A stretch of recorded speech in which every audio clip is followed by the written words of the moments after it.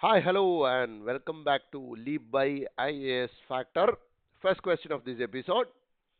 Which of the following is one of the intended outcomes of Namaste scheme launched by the Ministry of Social Justice and Empowerment in convergence with Ministry of Housing and Urban Affairs? So, നമസ്തേ എന്ന് പറയുന്ന സ്കീമിനെ കുറിച്ചാണ് ചോദ്യം. നമുക്കാകെയുള്ള clue എന്ന് പറയുന്നത് നമസ്തയുടെ full form അറിയാത്തവരെ സംബന്ധിച്ചിടത്തോളം നമസ്തേ എന്ന് പറയുന്ന സ്കീമിനെ കുറിച്ച് എന്തെങ്കിലും ഒരു ക്ലൂ കിട്ടണമെങ്കിൽ അത് രണ്ട് മിനിസ്ട്രീസിന്റെ പേരാണ് ഇവിടെ കൊടുത്തിരിക്കുന്നത്. ലോഞ്ച് ചെയ്തിരിക്കുന്നത് ministry of social justice and empowerment ആണ് in convergence with housing and urban അഫയേഴ്സുമായിട്ട് ചേർന്നിട്ട്. ഓക്കെ, ഓപ്ഷൻസ് നോക്കൂ. To open old age homes in districts where old age people constitute at least 25% of the population. So old age 25% old age homes. Okay, ഇതാണ് ഇവിടുത്തെ clue. ആവാം, social justice ആണല്ലോ, അപ്പോൾ old age people കയറി വരാം. Next നോക്കൂ. To achieve zero fatalities in sanitation work ആവാം. C നോക്കൂ. To provide employment opportunities for transgender community, അതും ആയിക്കൂടെ? ആവാമല്ലോ. ഇതിപ്പോൾ കൺഫ്യൂഷനാണ്. ഫിഫ്ത്ത് വൺ നോക്കാം. To provide capacity development programme for Asha workers in palliative care, അതും ആയിക്കൂടെ? അപ്പം സോഷ്യൽ ജസ്റ്റിസ് എന്ന് പറയുന്ന അതിൽ കൂടെ വലിയ ക്ലൂ ഒന്നും നമുക്ക് കിട്ടുന്നില്ല. പക്ഷേ നിങ്ങൾക്ക് സെക്കൻഡ് പാർട്ട് നോക്കൂ. In convergence with ministry of housing and urban affairs. അപ്പം ഹൗസിംഗ് ആൻഡ് അർബൻ അഫയേഴ്സ് കൂടെ കടന്ന് ഇതിലേക്ക് വരുന്നത് കൊണ്ട് നമുക്ക് ഇതിനകത്ത് ഈ 4 ഓപ്ഷനുകളിൽ ചിലതൊക്കെ ഒന്ന് എലിമിനേറ്റ് ചെയ്തുകൂടെ? ഫോർ എക്സാമ്പിൾ ഡി നമുക്ക് എലിമിനേറ്റ് ചെയ്തുകൂടെ? കാരണം അവിടെ ആശാ വർക്കേഴ്സിന്റെ കപ്പാസിറ്റി ഡെവലപ്മെന്റ് എന്നാണ് പറഞ്ഞിരിക്കുന്നത്. എന്തിനു വേണ്ടിയിട്ട്? For palliative care. അവിടെ എന്താണ് ministry of housing and urban അഫയേഴ്സിന്റെ റോൾ? തീർച്ചയായിട്ടും ഇല്ല. ഇനി സി എലിമിനേറ്റ് ചെയ്തൂടെ?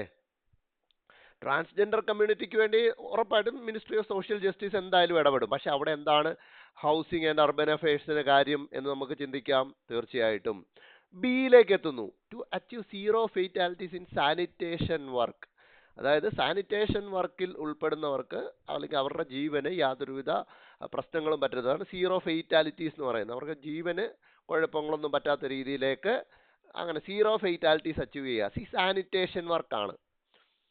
അപ്പോൾ സോഷ്യൽ ജസ്റ്റിസും ഉണ്ടാവണം, എന്തുണ്ടാവണം? അർബൻ അഫയേഴ്സും ഉണ്ടാവണം. കാരണം സിറ്റീസിലേക്ക് എത്തുമ്പോഴത്തേക്കും ഏറ്റവും കൂടുതൽ വലിയൊരു വിഷയം എന്ന് പറയുന്നത് സാനിറ്റേഷൻ ആണല്ലോ. അതായത് പ്രോപ്പറായിട്ട് വേസ്റ്റ് ഡിസ്പോസൽ നടത്താനുള്ള സാഹചര്യം ഇല്ലാത്തവർ എന്നുള്ള ഇതിലേക്ക് വരുമ്പോൾ സാനിറ്റേഷന് അവിടെ എന്താണ് റോളുണ്ട്, ഇല്ലേ? ബി അവിടെ ഇരിക്കട്ടെ. ഇനി എ നോക്കൂ. To open old age homes in districts where old age people constitute 25% of the population. അവിടെയും എന്താണ് മിനിസ്ട്രി ഓഫ് ഹൗസിങ്ങിന് കാര്യം അല്ലെങ്കിൽ അർബൻ അഫയേഴ്സിന് കാര്യം? അത് സോഷ്യൽ ജസ്റ്റിസുകാർ മാത്രം ചെയ്താൽ പോരെ? ഈ ലോജിക്കിൽ അവർ റൈറ്റ് ആൻസർ ഈസ് ബി. മനസ്സിലായോ? സോഷ്യൽ ജസ്റ്റിസ് മാത്രം എടുത്തു നോക്കിയാൽ 4ഇടത്തും അവർക്ക് റോളുണ്ട്. പക്ഷെ അർബൻ അഫയേഴ്സ് ആൻഡ് ഹൗസിംഗ് എന്ന് പറയുന്ന മിനിസ്ട്രിയും കൂടെ എടുത്തു നോക്കുമ്പോൾ നമുക്ക് ലോജിക്കലി എയും സിയും ഡിയും എലിമിനേറ്റ് ചെയ്യാവുന്നതാണ്. അങ്ങനെ എലിമിനേറ്റ് ചെയ്ത് നമുക്ക് ബി എന്നൊരു ആൻസർ കിട്ടുന്നു. കണ്ടോ, ഇവിടെ നമസ്തേ എന്ന് പറയുന്ന സ്കീം എന്താണ് എന്ന് പോലും അതിന്റെ ഫുൾ ഫോം പോലും അറിയാതാണ് നമ്മൾ ഇത് ചെയ്യുന്നത് എന്ന് ഓർക്കണം. ക്ലിയർ ആയോ? ഇനി നമുക്ക് അതിന്റെ എക്സ്പ്ലനേഷൻ നോക്കാം ഫാക്ട് ബോക്സിലേക്ക്. Namaste stands for national action for mechanised sanitation ecosystem. കണ്ടോ, ഞാൻ പലപ്പോഴും കുട്ടികളോട് പറയാറുള്ള ഒരു കാര്യമാണ്. ഇതിനകത്തെ ഏതെങ്കിലും ഒരു ലെറ്റർ നമ്മളുടെ കീവേഡുമായിട്ട് മാച്ചായി വരും. അത് മിക്കവാറും സംഭവിക്കുന്നതാണ്. S for sanitation. ഇവിടെ നോക്കൂ, ഇവിടെ ഓൾഡ് ഏജ് ഹോംസാ. ഓ കയറി വന്നിട്ടില്ല. നമ്മുടെ അബ്രിവിയേഷൻ നമസ്തേ എന്ന് പറയുന്ന അബ്രിവിയേഷനിൽ അതില്ല. ട്രാൻസ്ജെൻഡർ വേണമെങ്കിൽ ചിന്തിക്കാം, കാരണം ടി ഉണ്ട്. അതുകൊണ്ട് ട്രാൻസ്ജെൻഡർ ചിന്തിക്കാവുന്നതേ ഉള്ളൂ. ഇവിടെ നോക്കൂ, ഇവിടെ ആശാ വർക്കർ അല്ലെങ്കിൽ പാലിയേറ്റീവ് കെയർ എന്ന് പറയുന്നതിൽ പി കയറി വന്നിട്ടില്ല. അതുകൊണ്ട് ഇതൊന്നും നമുക്ക് എലിമിനേറ്റ് ചെയ്യാം. ആശയുടെ എന്നുള്ളത് ഉദ്ദേശിക്കാം നമുക്ക്. ആശ തന്നെ ഒരു എന്താണ് അക്രോണിമാണ്. അപ്പം അതത്ര നോക്കണ്ട. പാലിയേറ്റീവ് കെയർ എന്നുള്ളതാണ് അവിടുത്തെ ഒരു കീവേഡായിട്ട് നമുക്ക് എടുക്കുന്നത്. അപ്പം ഇങ്ങനെ നോക്കിക്കഴിഞ്ഞാൽ നമുക്കൊരു 50-50യിലേക്ക് എത്താം. സാനിറ്റേഷൻ വർക്കോ ട്രാൻസ്ജെൻഡറോ എന്ന് പറഞ്ഞ ഇതിലേക്ക് എത്താം. പിന്നെ ഞാൻ നേരത്തെ പറഞ്ഞ ഹൗസിംഗ് ആൻഡ് അർബൻ അഫയേഴ്സിലേക്ക് എത്തുമ്പോൾ നമ്മൾക്ക് അതിൽ നിന്നും ഒരെണ്ണം ഈസി ആയിട്ട് എലിമിനേറ്റ് ചെയ്യാൻ നമുക്ക് നോക്കും.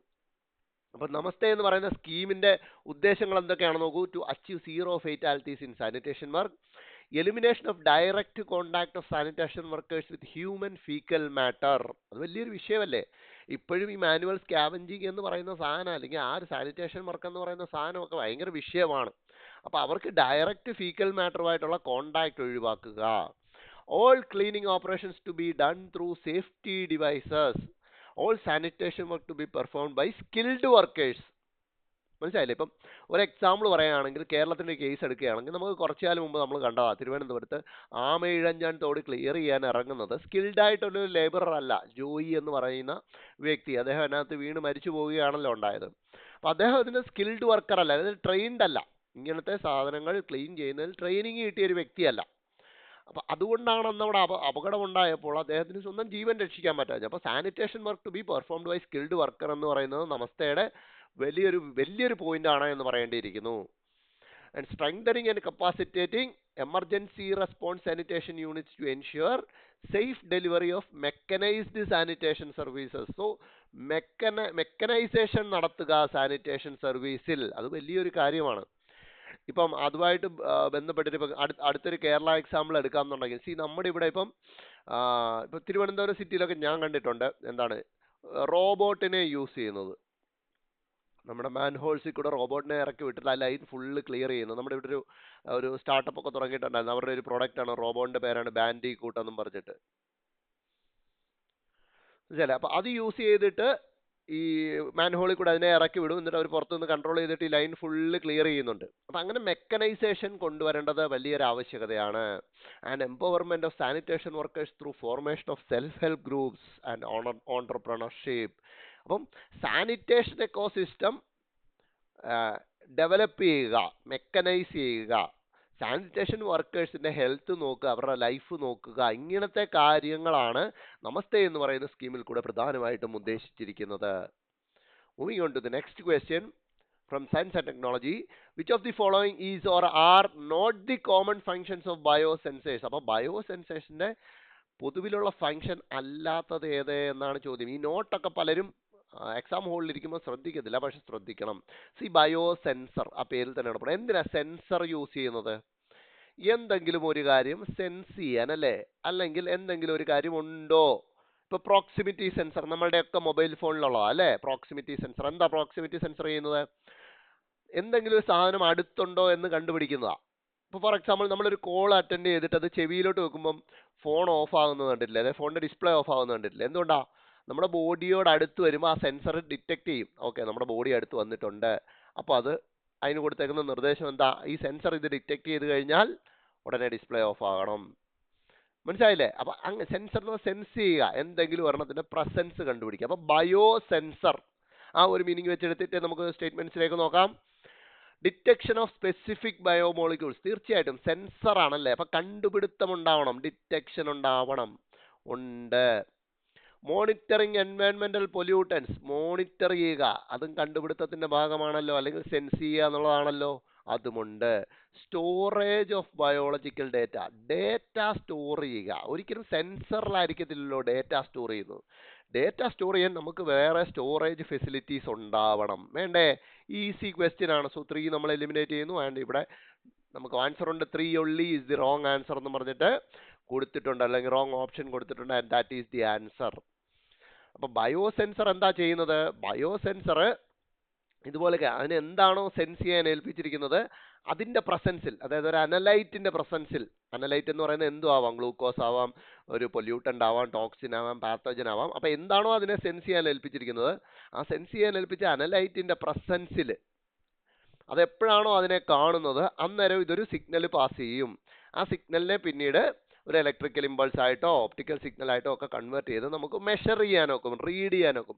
എക്സാമ്പിൾ എവിടെയൊക്കെയാണെന്ന് നിങ്ങൾ നോക്കിയാൽ മതി. ഇതിൻ്റെ ആപ്ലിക്കേഷൻസ് ഗ്ലൂക്കോസ് മീറ്റർ, നമ്മൾ വീട്ടിലൊക്കെ യൂസ് ചെയ്യുന്ന ഗ്ലൂക്കോസ് മീറ്ററുകളില്ലേ, അതിൽ പ്രഗ്നൻസി ടെസ്റ്റിംഗ് കിറ്റുകളിൽ, എൻവയോൺമെന്റൽ പൊല്യൂഷൻ മോണിറ്ററിംഗിൽ, ഫുഡ് സേഫ്റ്റിയിൽ, ഡ്രഗ് ഡിസ്കവറിയിൽ തുടങ്ങിയ ഒരുപാട് ആപ്ലിക്കേഷൻസ് എന്തിനുണ്ട്?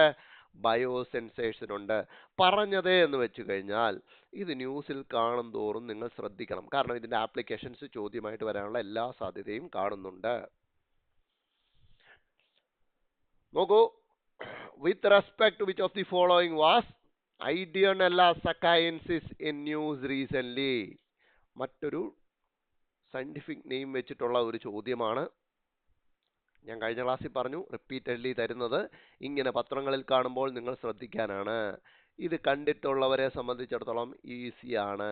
ഇത് കാണേണ്ടത് വളരെ അത്യാവശ്യമാണ്. കാരണം UPSCയെ സംബന്ധിച്ചിടത്തോളം വളരെ ഇമ്പോർട്ടൻ്റ് ആയിട്ടുള്ള ഒരു ഏരിയയിൽ നിന്നാണ് ഈ ടോപ്പിക്ക് വന്നിട്ടുള്ളത്.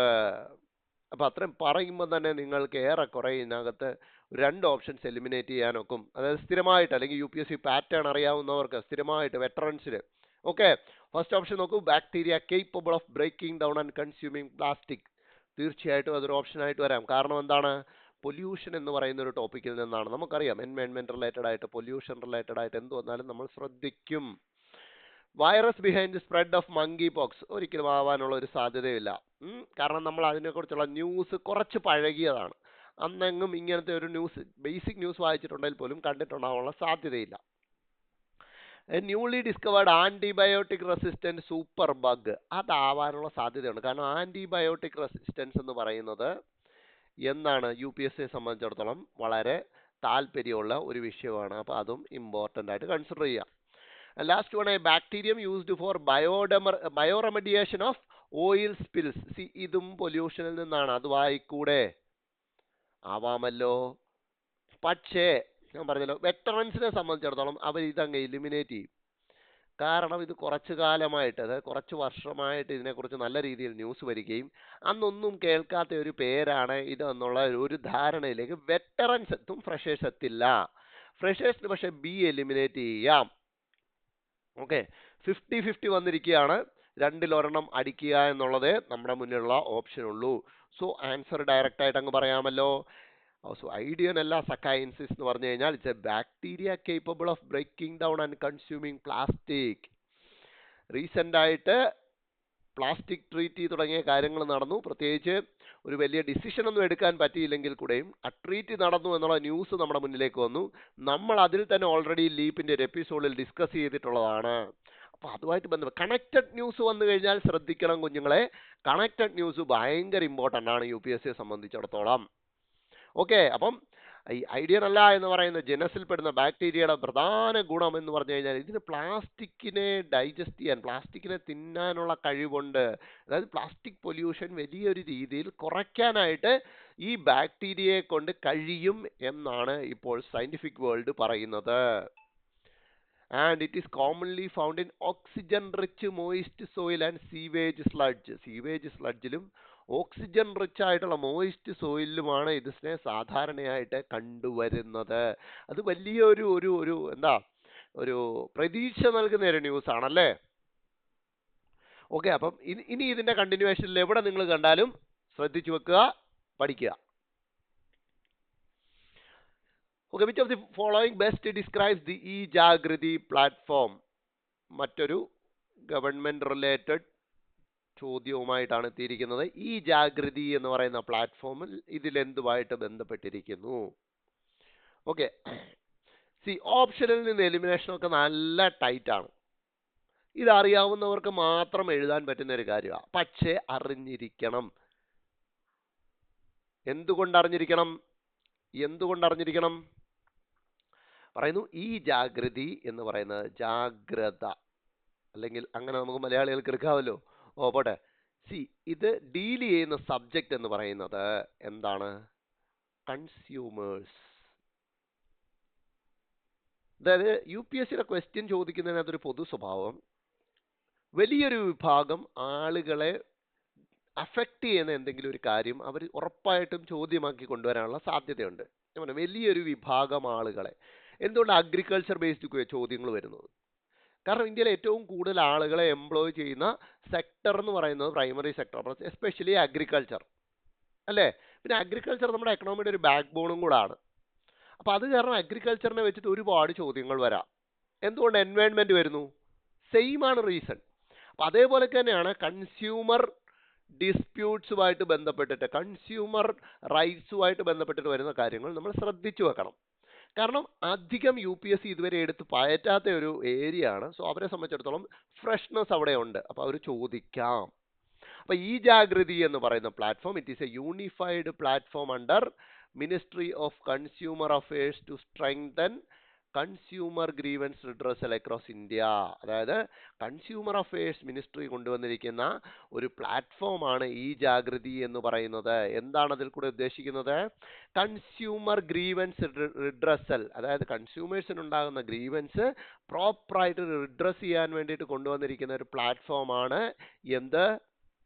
ഈ ജാഗൃതി എന്ന് പറയുന്ന പ്ലാറ്റ്ഫോം. അതിനകത്ത് കൺസ്യൂമേഴ്സിന് കംപ്ലൈൻറ്റ്സ് ഫയൽ ചെയ്യാം, അവരുടെ കേസിൻ്റെ സ്റ്റാറ്റസ് എന്താണെന്ന് ചെക്ക് ചെയ്യാം, ജഡ്ജ്മെൻറ്റ്സ് ഒക്കെ ഓൺലൈനായിട്ട് ആക്സസ് ചെയ്യാം, കൺസ്യൂമർ കോർട്ടുകളിൽ നിന്നുള്ളതും കൺസ്യൂമർ കമ്മീഷനുകളിൽ നിന്നുള്ളതും ഒക്കെ അതിനകത്ത് ആക്സസ് ചെയ്യാനൊക്കും. സോ അങ്ങനെ കൺസ്യൂമർ എംപവർമെൻ്റ് ആണ് ഈ ജാഗൃതി എന്ന് പറയുന്ന പ്ലാറ്റ്ഫോമിൻ്റെ ലക്ഷ്യം. ഓക്കെ, അപ്പോൾ കൺസ്യൂമർ അഫയേഴ്സുമായിട്ട് ബന്ധപ്പെട്ട് ഒരുപാട് ഡിഫറെൻറ്റ് ടൈപ്പ് ഓഫ് ന്യൂസ് ആണ് വരുന്നത്, ശ്രദ്ധിച്ചു വെക്കുക. കഴിഞ്ഞ എപ്പിസോഡിലും നമ്മൾ ഇതേപോലെ സെൻട്രൽ കൺസ്യൂമർ പ്രൊട്ടക്ഷൻ അതോറിറ്റിയെ കുറിച്ച് ഡിസ്കസ് ചെയ്തു.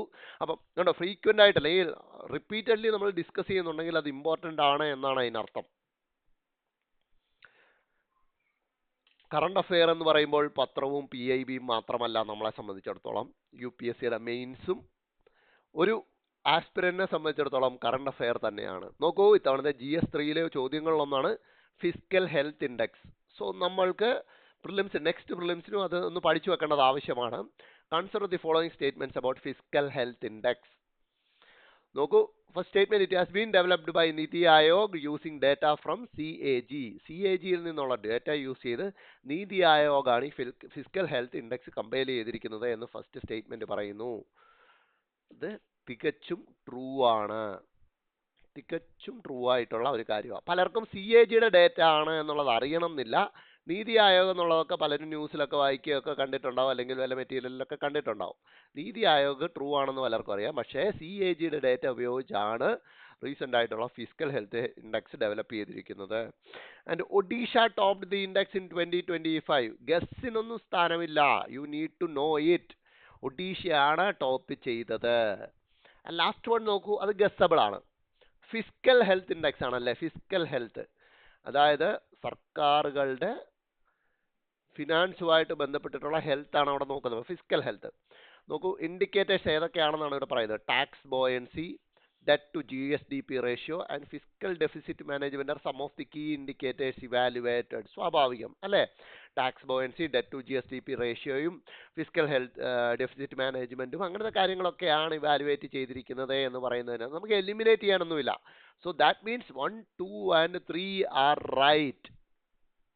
1ഉം 2ഉം 3ഉം റൈറ്റ് ആണ്. അപ്പോൾ ഇന്നത്തെ എപ്പിസോഡ് നോക്കിയാൽ നമുക്ക് എലിമിനേറ്റ് ചെയ്യാൻ അല്ലെങ്കിൽ ലോജിക്ക് യൂസ് ചെയ്ത് ക്രാക്ക് ചെയ്യാൻ പറ്റുന്ന കുറേ ചോദ്യങ്ങളും നമ്മൾ കണ്ടു. എന്നാൽ നമ്മൾ അറിഞ്ഞിരിക്കേണ്ട, പഠിച്ചിരിക്കേണ്ട കുറേ ചോദ്യങ്ങളും നമ്മൾ കണ്ടിട്ടുണ്ട്. സോ ഇതിൽ നിന്ന് നമ്മൾ എന്ത് മനസ്സിലാക്കണം?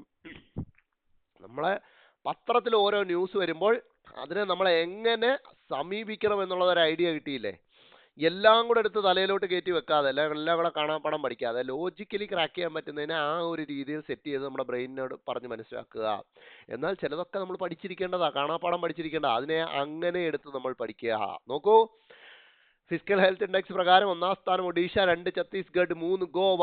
അതായത് അവരൊക്കെ അച്ചീവർ എന്ന് പറയുന്ന ലിസ്റ്റിൽ കിടക്കുന്നു. അപ്പോൾ ഓരോ സ്കോർ കിട്ടിയതിനനുസരിച്ച് അച്ചീവർ എന്നും ഫ്രണ്ട് റണ്ണർ എന്നും പെർഫോമർ എന്നും ആസ്പിറേഷനിൽ നിന്നും ഒക്കെ പറഞ്ഞ് കിടക്കുന്നു. ആസ്പിറേഷനിനകത്താണ് നമ്മുടെ കേരള, ബംഗാൾ, ആന്ധ്ര ആൻഡ് പഞ്ചാബ് തുടങ്ങിയ സംസ്ഥാനങ്ങൾ കിടക്കുന്നത്. അപ്പോൾ 1ാമത് ഒഡീഷ, 2ാമത് ഛത്തീസ്ഗഡ്, 1, 2, 3 എന്ന് ഓർമ്മയിലേക്ക് വെക്കുന്നത് എല്ലാവർക്കും വളരെ നല്ലതായിരിക്കും.